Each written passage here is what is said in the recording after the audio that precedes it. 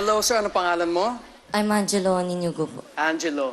Meron kang cleft lip, anak? Opo. Okay lang, huwag mo ikahiya yun. Lahat tayo may imperfections, lahat. Ano yung kwento sa likod ng yung cleft lip mo? Pinanganak po akong may cleft palate. Okay.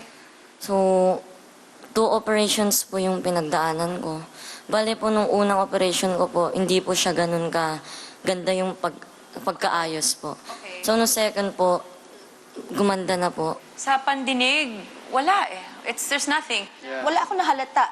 That means you're very good at what you do at napakaganda ng boses mo. Thank you po. Okay?